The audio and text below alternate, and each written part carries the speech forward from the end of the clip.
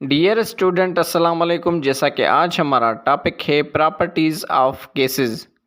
Gases की properties depend करती है काइनेटिक एनर्जी और इंटरमॉलिक्यूलर फोर्स ऑफ अट्रैक्शन पर।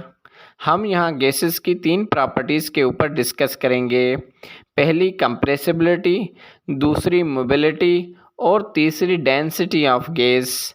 सबसे पहले कंप्रेसिबिलिटी के ऊपर डिस्कस करते हैं। गैसेस को एबिलिटी या कैपेसिटी होती है, जब उनको प्रेशर दिया जाता है तो उनकी साइज़ या वॉल्यूम कम हो जाता है, तो उसको कंप्रेसिबिलिटी ऑफ गैस कहते हैं। गैसेस बहुत ज़्यादा कंप्रेस हो जाती हैं, दब जाती हैं, क्योंकि उनके मॉलिक्यूल्स के दरमियान बहुत ज़्यादा खाली स्पेस होती है।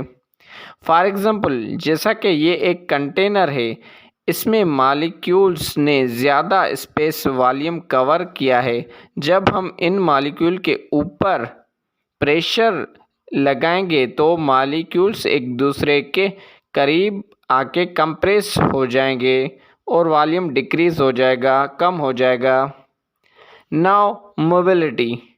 मॉलिक्यूल्स की फ्री मूवमेंट करने को हम मोबिलिटी कहते हैं। गैस मॉलिक्यूल्स लगातार मुसलसल मूवमेंट करते हैं और तेज़ मूवमेंट करते हैं, ज़्यादा काइनेटिक एनर्जी होने की वजह से, और इसी वजह से ही गैसेस को ज़्यादा मोबिलिटी होती है। Now density. डेंसिटी मीन्स के क्लोजनेस और कम्पैक्टनेस ऑफ मॉलिक्यूल्स या मास पर यूनिट एरिया।